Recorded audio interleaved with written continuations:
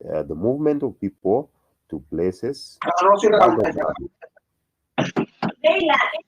other than their normal place of residence and work, including the activities of persons traveling to and staying in locations outside their places of residence and work. It must include a period not more than 12 months. And when you're there for a period of not more than 12 months, these are the activities. One, there is leisure, which includes recreation, vacation, could be health, study, religion, and sport. And two, for business purposes, family, mission, and meetings. Oh, I have a question here. Now, today you go to India for 3 months to go and seek medication. Are you a tourist? Yes. What about you go to Australia for one one year? You go to visit your close relative for 1 year. Still a tourist? No, you've said tourism, it's outside places of residence for not Yes. more than 12 months. Yeah. Yes, and then you go there. You go to Australia for 4 months, and you found yourself some work to do. Still a tourist? No. No, because there's no recreation here. There is an earning activity. That's not a tourist. So let's continue looking at these definitions. So we have several characteristics of tourism, which we will identify here. So two main elements.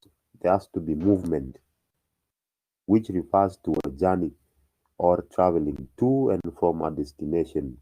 And the second part of it is the overnight stay outside the permanent residence in various destinations. Then the movement to and from the destination is temporary. That means it is not permanent.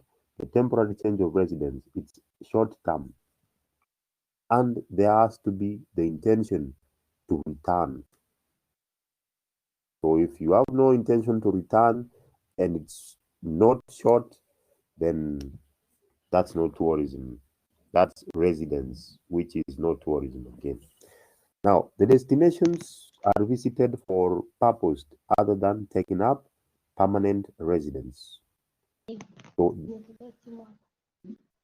hello, there are several other purposes, but taking up permanent residence is not one of them.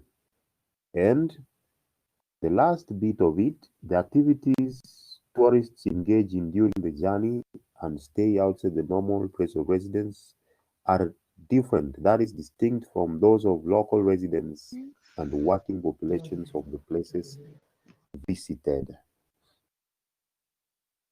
Then we have, for tourism to be complete, we have four groups of participants involved.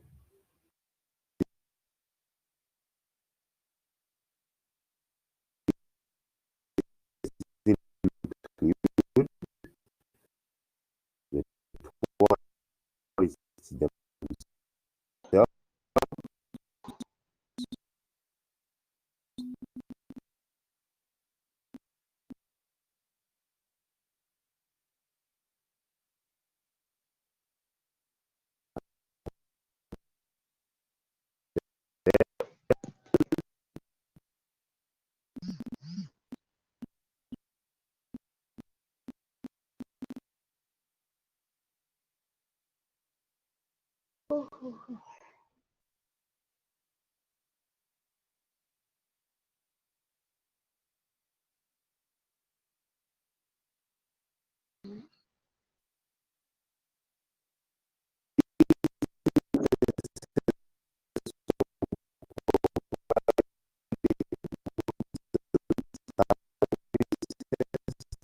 Sisikii.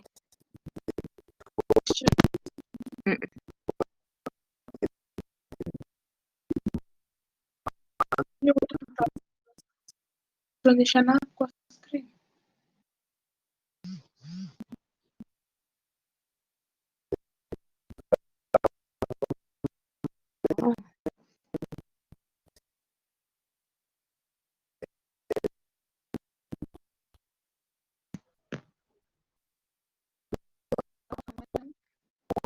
Mwalimu wetu na mimi.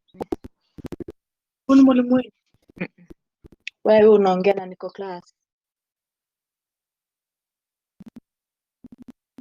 Mwalimu sikusikii. Hadi mimi simsikii. Alienda wapi?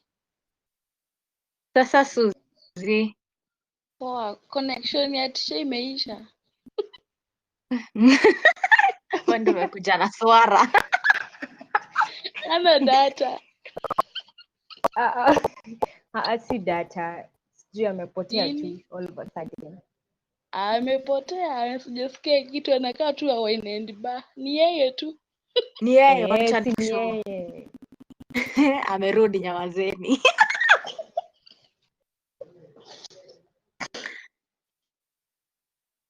Lilian. Yeah. Unaona venye hizi notes zinakaa kwa nyingi tutakipata. Mimi Hata sina na kitabu. screenshot. Ati Suzi hauna kitabu. Naandika nini?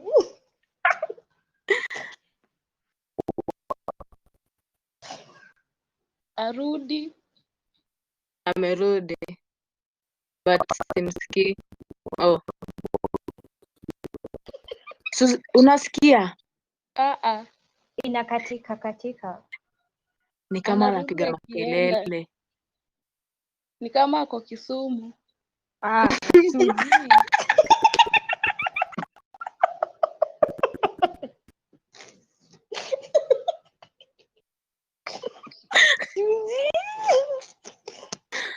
Hey, Huoni Lilian. kuna bairo? Ona. Yes. Gai, ulinyoa? Oh, Ni na two hii. lines. Ona. Guys, Suzi siweke video yako hata si tukuone. Unioni? Hajaweka. Sawa. Hapa mwisho kwenye kuna video, weka hiyo video. Sawa.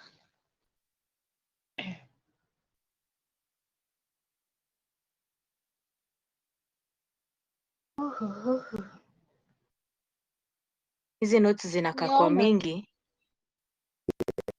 Mbona zenye tumechapa?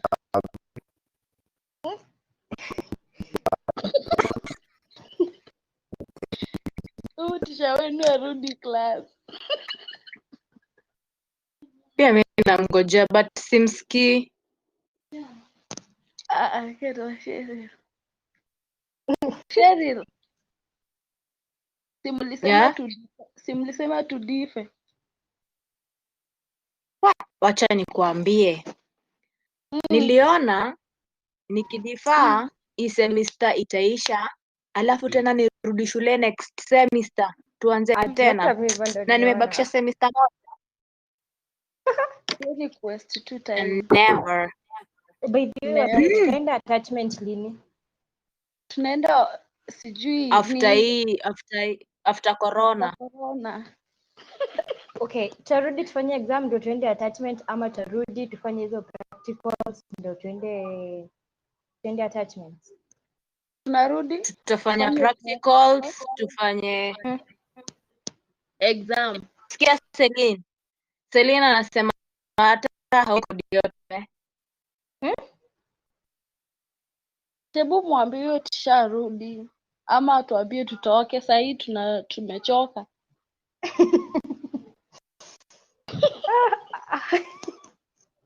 Huyu ni nani Cheryl? Shaki uko na participant. Nani huyo? Sister yangu. Mwambie pesa yako. Pia hii si community Kutoka class. hii ni class Ashley.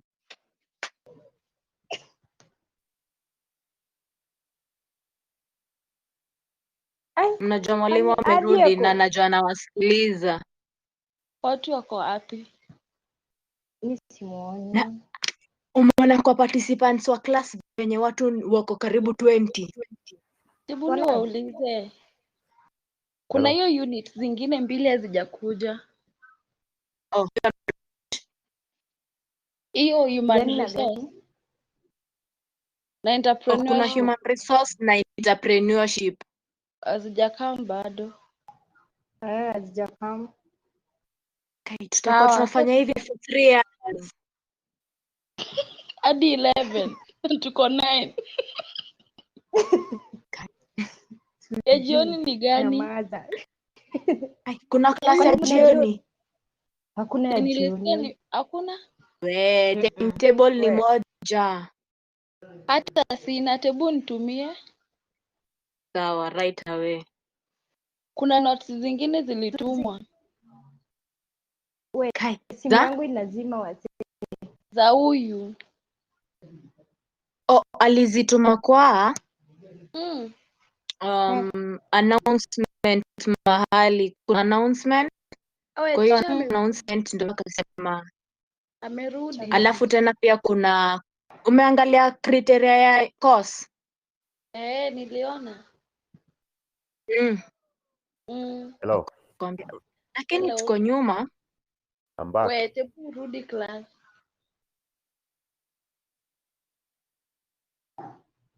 Hello. How are you? Fine.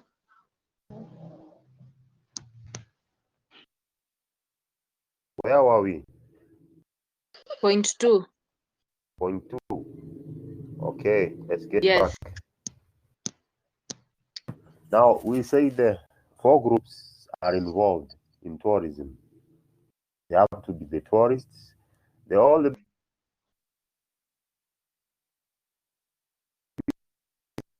Mwalimu, sauti yako inapotea.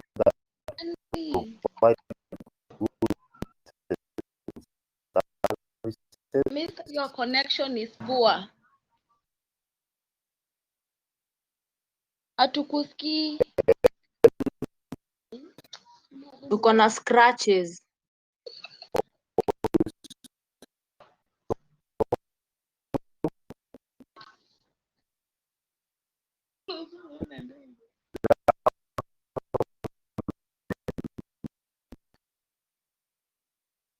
Molly. Yes. Rada. Mimi niko tu hapa. Siku hizi umekuwa ka model. Unamuona? Mnataka nifanye aje? Si tuko quarantine. Na venye umekuwa mweupe kama maembe. Maembe iko rangi nyeupe. Please. Tebu nilale mimi. Mora Marugu ni nani? Sasa simu yangu itazima. Tuweke kwa moto. Wewe, si hatujui. Hata siko karibu na socket. Kama utasonga hadi kwenye socket iko. Fredie.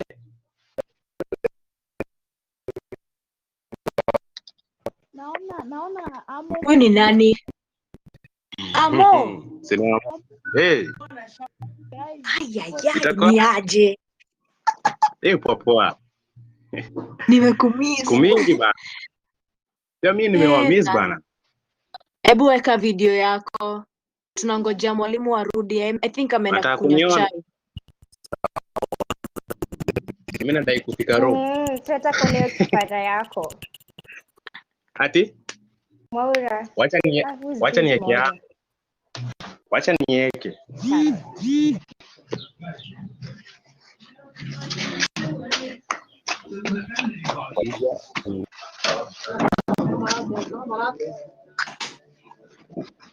Nikirari bila bute. Toka. Kakone. Wanatia hapa. Bundles.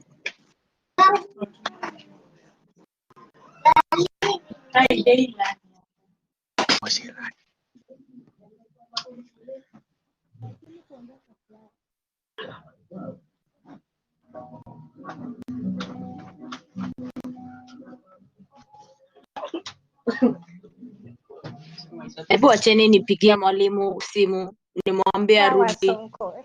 Sawa Sonko. Bado Sonko. Ni serious. Sawa sawa. Mwalimu amedisappear kwa video conference. Kwani ameenda wapi? Network yake iko poa. Na kwani tuko wase watatu? Lakini amepeana hii ndio introduction, ndio nini introduction hii layout ameka hapa. Alafu Wewe Guys. usome notes wache maswali. Guys, hebu sikieni. Mnajua hii ni nini na kwa recorded? Alafu so kwani watatupeleka wapi? Maybe anaweza tuma kwa group. Hebu fanye hivi. Amesemaje mode jua yuko? Ni network yake, connection. Shida. Amo. Ana wifi. Amo. Na kusikia. Uko ni Nyeri. Kwa nini?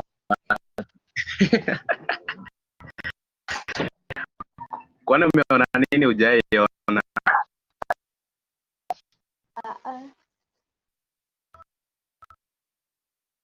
Acha nikaite kila mtu akuje class. Shaki wacha kucheka. Shaki. Shaki. Mbona unacheka?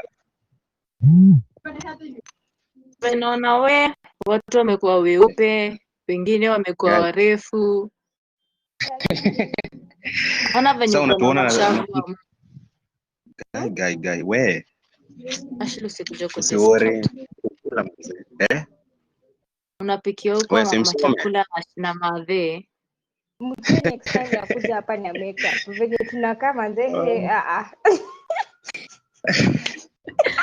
Elizani hapa na makeup. Wewe ni Lidia. Ni Lidia. Wow. Nini baya na kuku? No wapi? Shaki. Umenoa? Shaki. Na pia. Wapi mask? Amesema wasi wasome nini? Hamjavaa mask, social distancing. Sikila msee ako kwake. Sikila msee ako kwake. Mimi niko quarantine. Mwalimu harudi lakini. Atarudi. Alafu anze kuuliza maswali. Mko na makeup. Akina nani? Hii class itakuwa na makeup nyingi. Makeup. Kuna mali. Kwani huko umesikia? Wewe acheni mshene.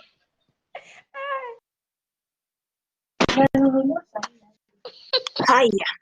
Saizi na kofi man. Na need kuona hadi mwalimu simu. So, hospitality is concerned with the provision of accommodation and catering for food and beverages for its guests. Now, it also refers to the reception of entertainment of travelers, the way they are treated by industry employees, for example, with empathy, kindness, friendliness, and an overall concern for the travelers' well-being and satisfaction. Now, tourists are not only consumers of hospitality services,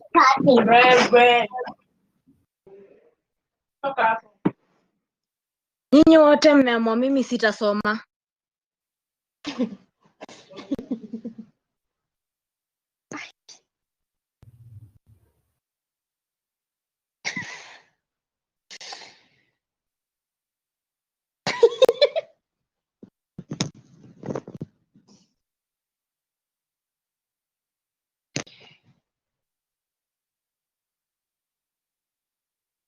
you're back.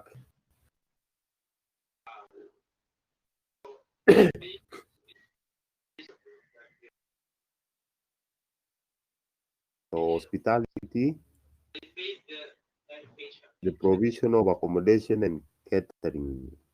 And then leisure is considered to be part of free time available to the individual after you've done your work and duties are accomplished.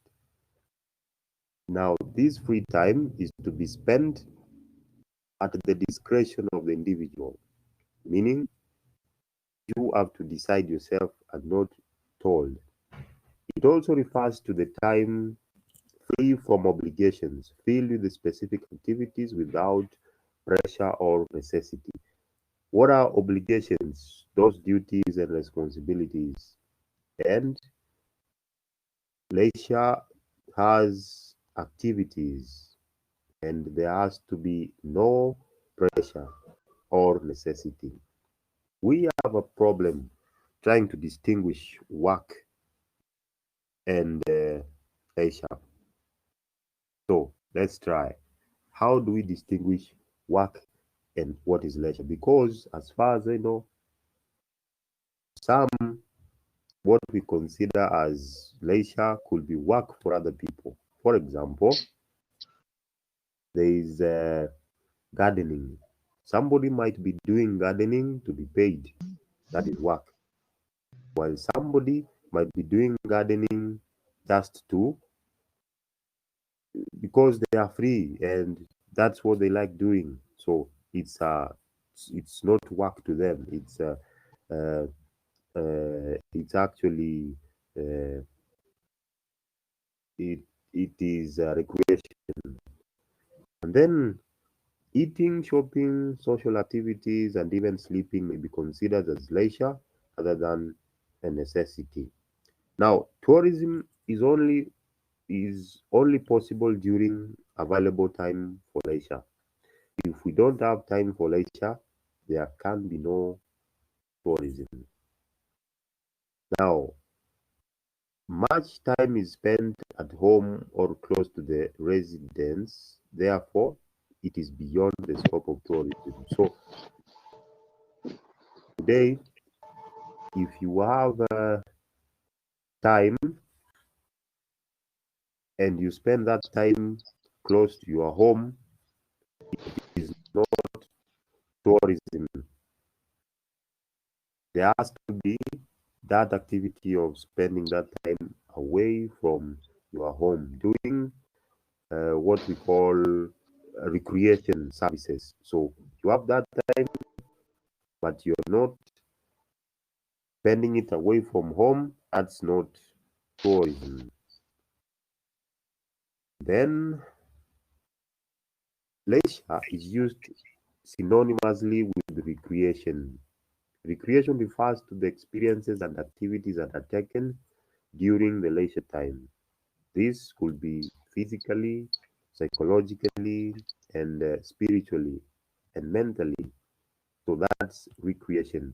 For example, activities that make recreation include you could be playing games, could be engaged in sports, cultural functions, informal education, sightseeing, entertainment, relaxation, amusements, as well as the travel and tourism. These are all recreation. So once again, leisure and recreation, they go hand in hand together.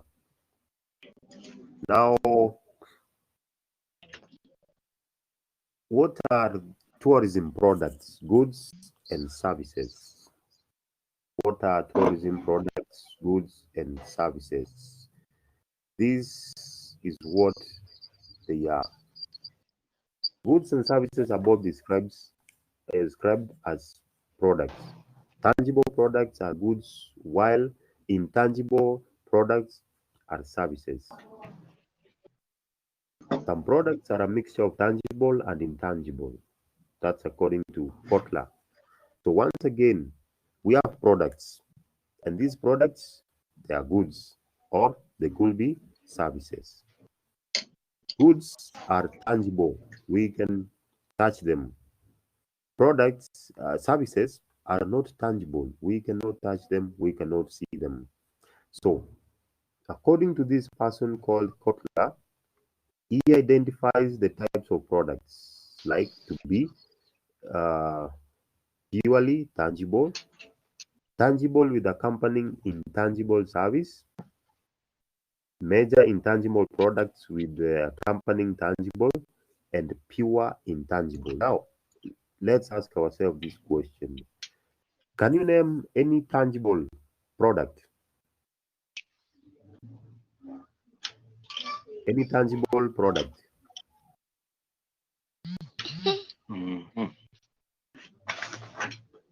Any tangible product?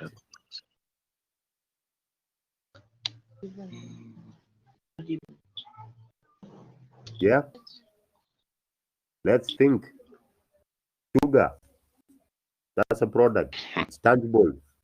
Yeah? Another one.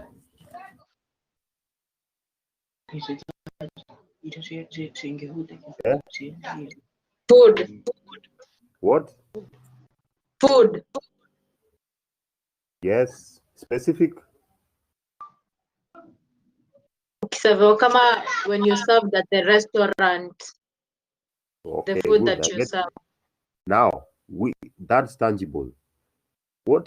Now, we also have others products which are tangible with accompanying intangible service. An example, you are talking about that food and the service. So, do you think service is intangible or not tangible? It's Service is intangible. intangible. First of all, let's get the meaning of this word, tangibility. Meaning, can we touch them or can we see them? Really. You Yeah? can touch them and see. We can't and touch feel them. and see. Okay, let me get you the meaning from the dictionary.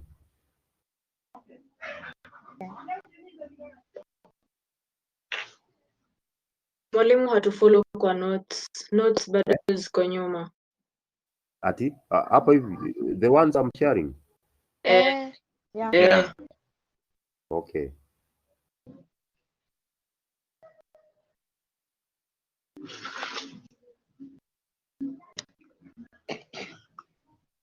Can you see them clearly? Or you can increase the font. You can zoom in.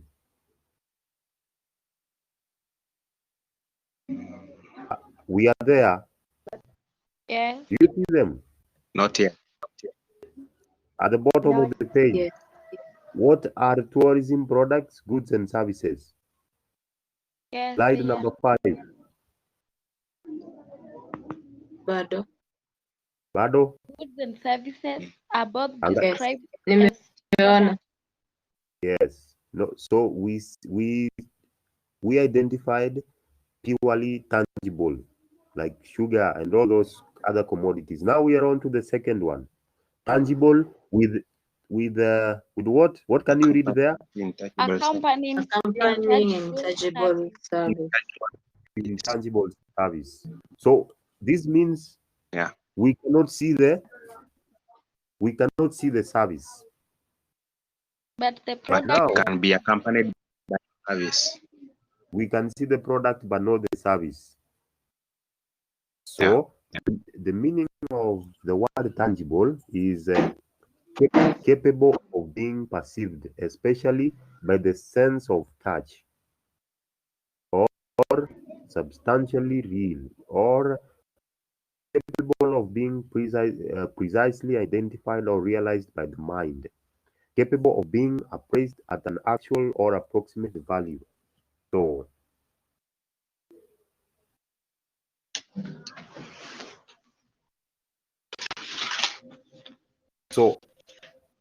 remember this: capable of being perceived, especially by the sense of touch.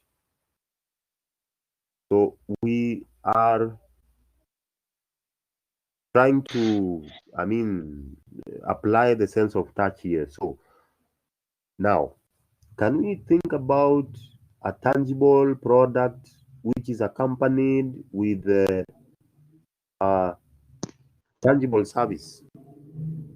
Food. That's not complete. Food is a tangible product, but the service offered, you can't see it. As in, you can't touch. That's good. Now that's complete. Now, a major intangible product with accompanying tangible service.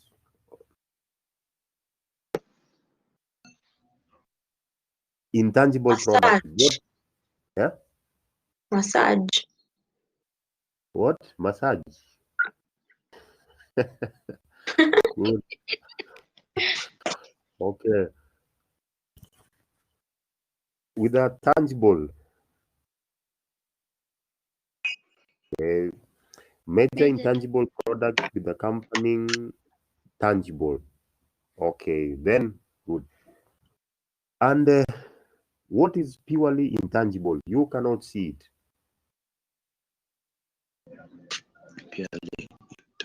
I've not understand the last major intangible product with accompanying tangible. I have not understand there. Pardon again. Okay. Go back to the definition of tangibility. Touch. Yeah. Capable of being perceived by means of touch. Yes, we cannot touch them. So we were given an example of something that is what? Intangible. A product that is intangible. That meaning it's going to be a service. Sir, it's going to be yeah. Can we give an example of taste? Taste. The taste of the food ni intangible. It's only you who can feel it, and it's not served. It's intangible, but the service of the food is what is tangible. Say it again. The taste of the food is intangible, but the service that has been offered to you by the waiters or waitresses is what is tangible. There's one thing you are okay. That's very good. The first part is correct, but there's something you've forgotten here. Two types of products: services, tangible. No, intangible. Products, tangible. So it's good. It's right. It's correct when you said the taste is intangible, but now the service is not tangible. The service is not tangible, so that's not 100%. The first part good. The second part, services are intangible. So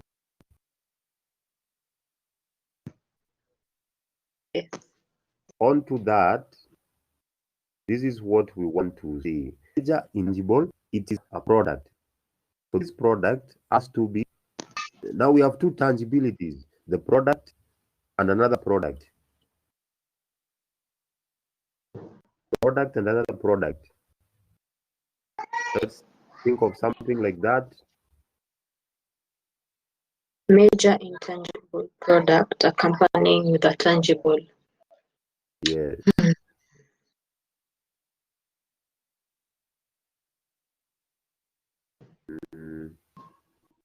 Okay. This has to be a service. Someone said massage. Someone said a massage. Yes. Okay. Let's think about maybe the oil. That's tangible. So is it complete now? Oh, yes. Yes. It's now complete. Susan? Because the massage is a feeling and the oil is the product that is tangible. Which we can see. Okay. Yes. The other one we cannot touch, but this one we can touch. The oil can be touched. The person who asked the question, are we together now? Yes. Okay. Now, the last bit is purely intangible. We cannot see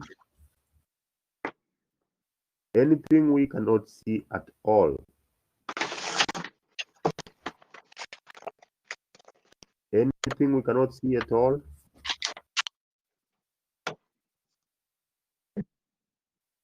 It has to be a service again. Like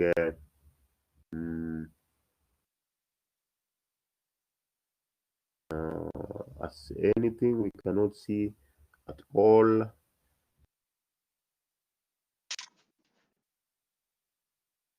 Let's come back again to hello. Somebody had an idea?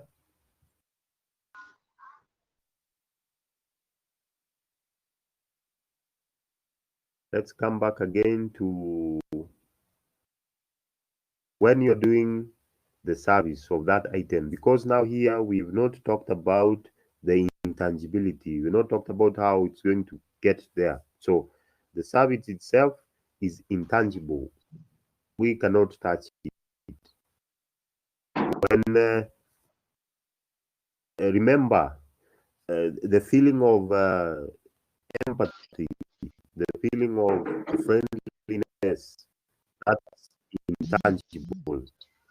So if you can go back to the definition of hospitality, it is trying to get these people who are the guests to be, to feel entirely welcomed, their well-being taken care of. So there is the aspect of making them, having the empathy and the friendliness. That is intangible.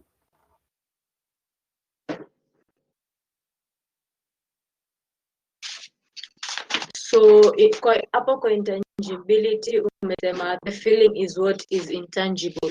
The feeling of making the guest feel welcome is what is intangible. Yes, that's intangible. Okay. The friendliness. We proceed. Slide number 6.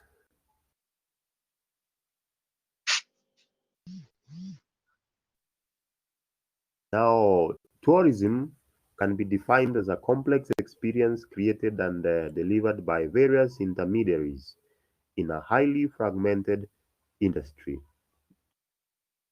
Tourism destination is a geographical area. It could be a city, it could be a country, a village, an island. These offer different tourism products. A major component of tourism destinations are it has to be accessible. So it's a function of distance from tourist markets and external transport and communications which enable a product to be reached. It has to be reached. That is accessibility. Number 2, it has to have amenities. Now, amenities include entertainment, transport, communications, catering. All those are amenities. Number 3, accommodation. There has to be hotels, self-catering.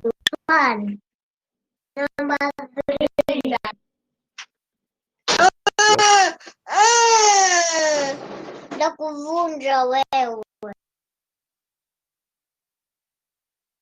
So, come back again. Amenities, and then accommodation. There has to be chain and independent hotels, self-catering, B&Bs. What does B&B stand for? B&B. Bed and breakfast. Yes. We also have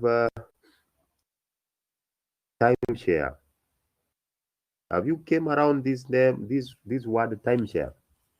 Seen it anywhere? Probably not. This is what it means. People have ownership arrangement. So you own an apartment with several other people, and then from the word timeshare, you can use it at a different time of the year. So it's a new concept today. You could be owning an apartment, but use it like 2 weeks in a year. That's timeshare. Attractions. So site attractions, for example, scenic, historical, natural wonders or events. Now, I want to ask, which attractions do we have as a country? Big Five. The Big Five. Besides Mountains. Yes. The oceans. The The culture. cave. Good. Those are attractions. And then activities. There has to be outdoor and indoor. Now, going back, we were talking about tourism components of tourism. So can you name them? A, they start all with A. Component. The 5 A's. Yes.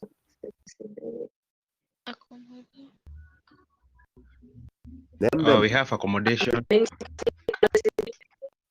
Accommodation. Amenities. What are amenities? What are amenities? Amenities.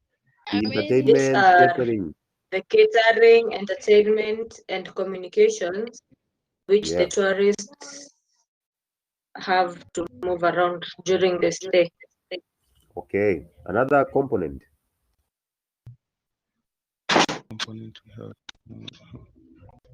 Have we talked about accessibility? Did you name it? Yes. Yes. Attractions? Yes. Anything else?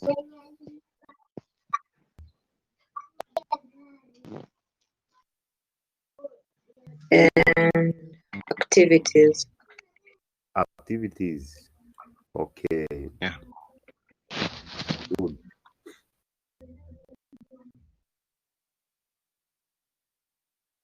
Now,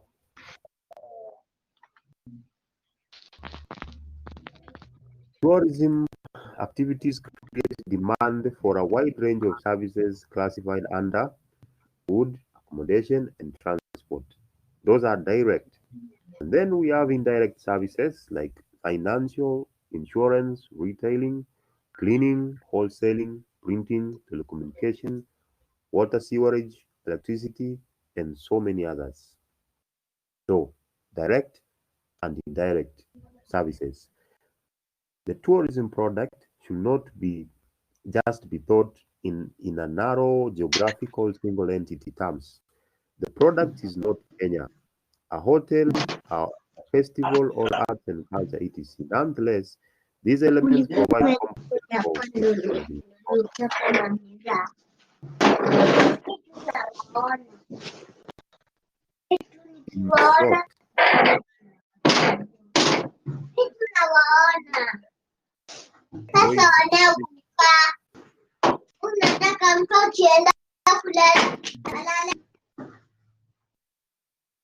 Okay, I found it.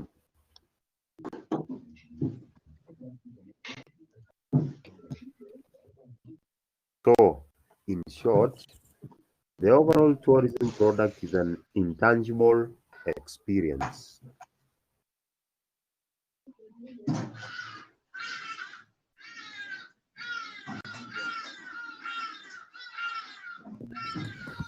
Now,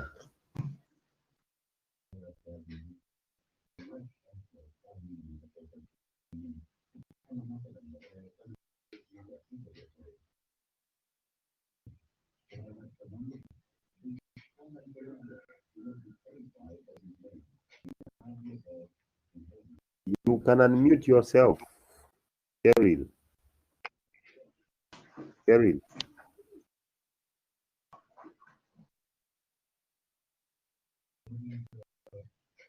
Oh, good.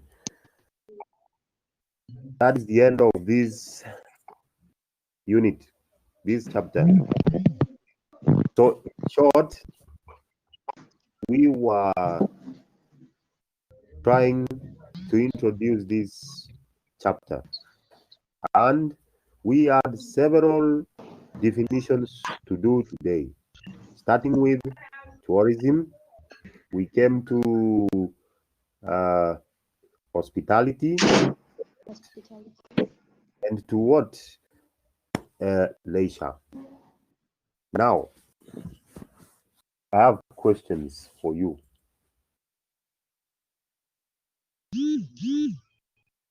Am I clear? Am I audible? Yes. Am I audible now? Yeah. Okay. Now, the first question. We have almost 5 definitions of tourism. So, this is what I'm asking. Can you define tourism? Yes. Okay. Any person?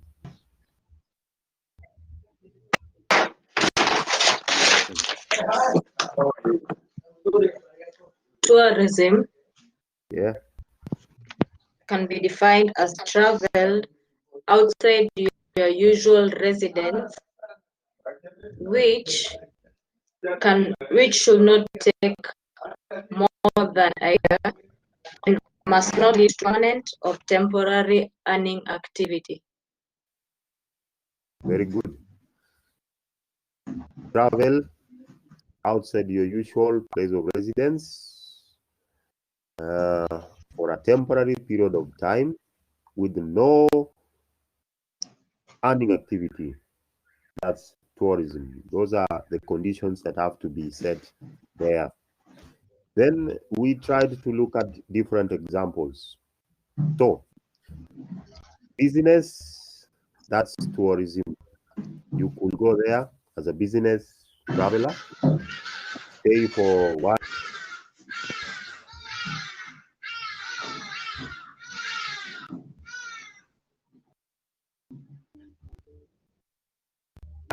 2 weeks and come back.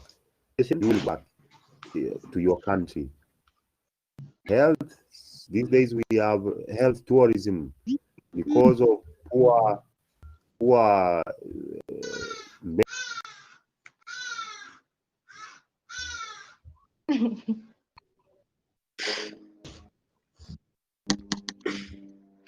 medical facilities at home. So,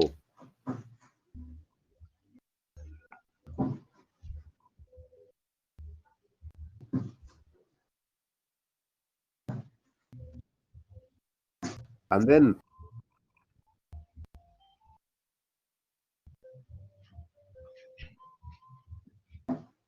Mwalimu, sikusikii. we had 4 participants.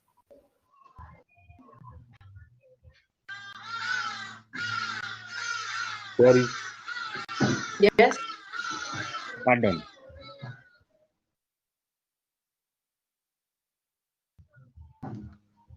Themselves, the far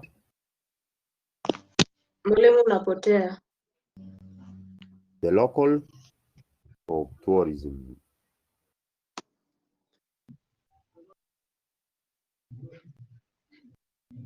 Now, what is hospitality? Accommodation.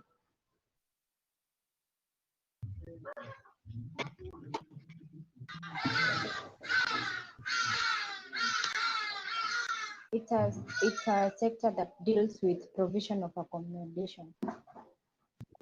Provision of, yes, accommodation services. And not just accommodation, there has to be catering. Okay.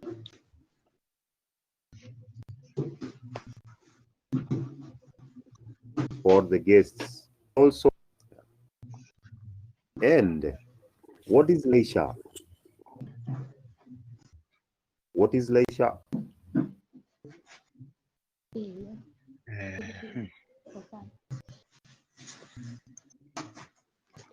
It's basically the free time.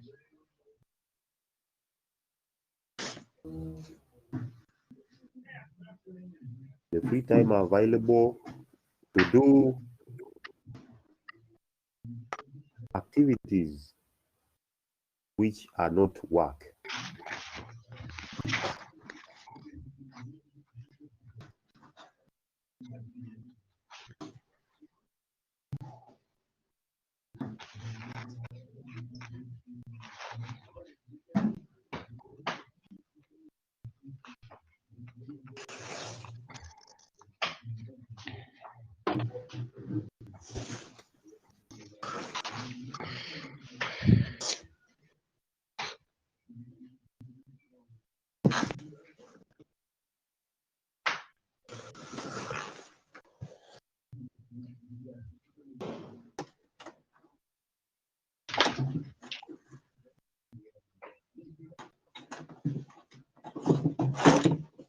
Lilia. Yeah. So tukiendelea, amesema kulikuwa na hii, tukiendelea hapo kwa product before afike, kulikuwa na hii purely tangible. Tangible with an intangible, sijui tangible with what intangible. Alafu kuna majorly intangible with a tangible component ama. Yeah. Alafu kuna purely intangible.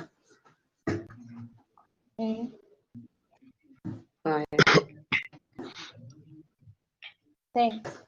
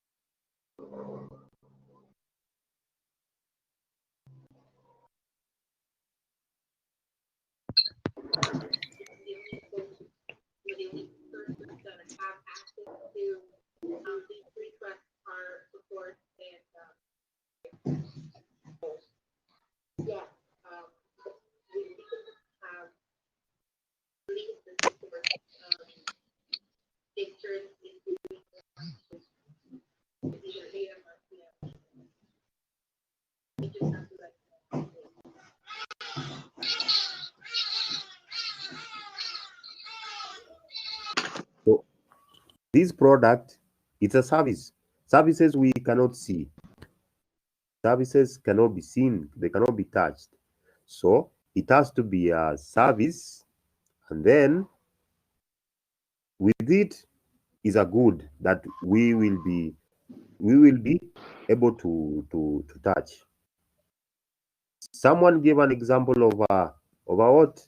A massage, which we cannot touch. We cannot touch, but maybe the lovely oils and whatever they use in it, that's we can see. So something we cannot see accompanied with what we can see.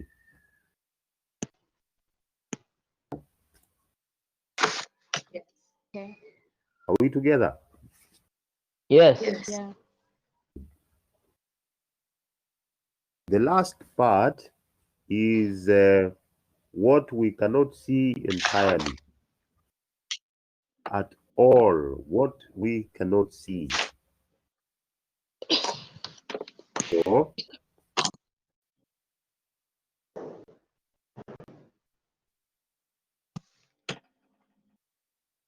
now, what can't we see at all? A service. A A service.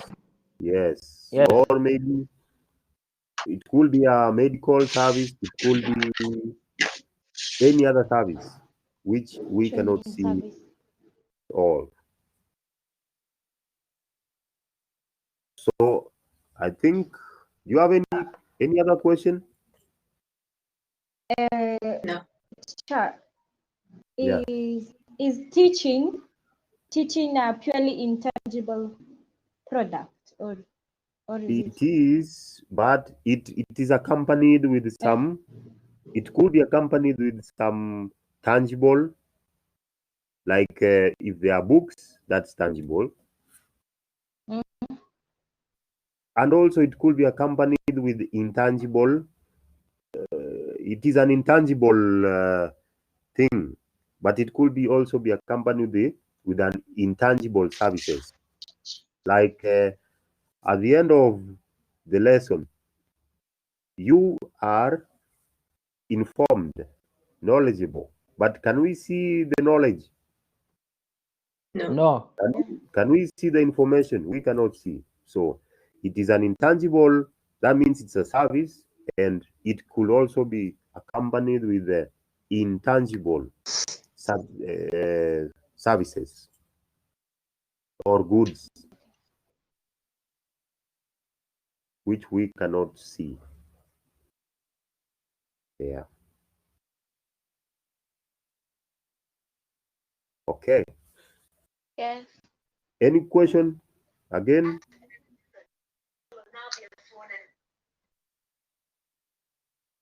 If there's none, this is what I want you to discuss now here before we go. Can you distinguish between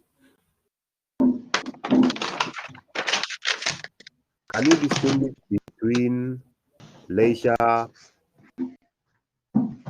and work?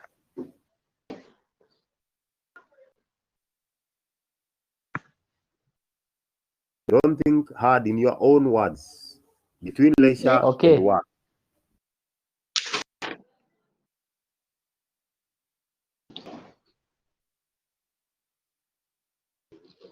Leisure, yes, can be described as something you do for recreational purposes, well, free time, and work is something you do so that you can get a temporary or permanent earning.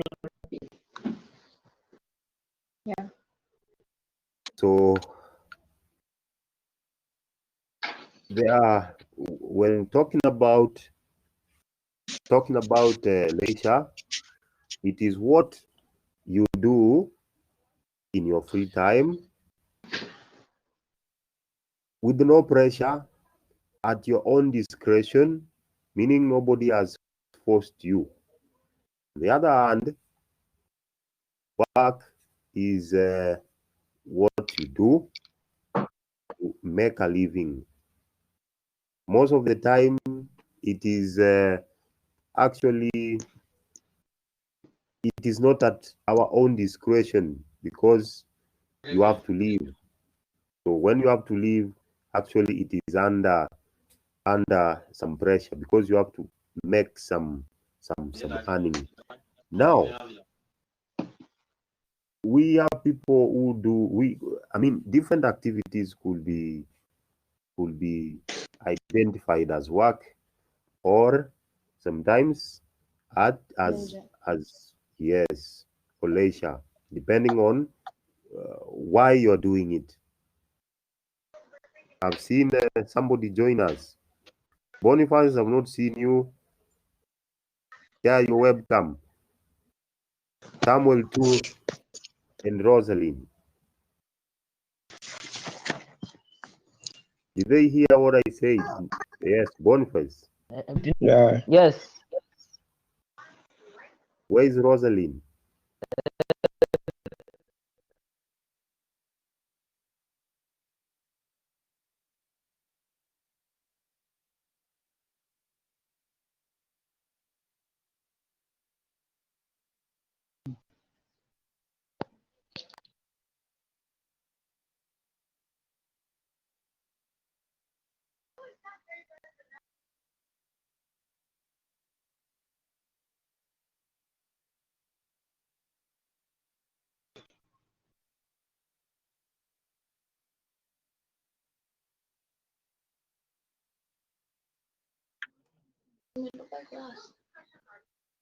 So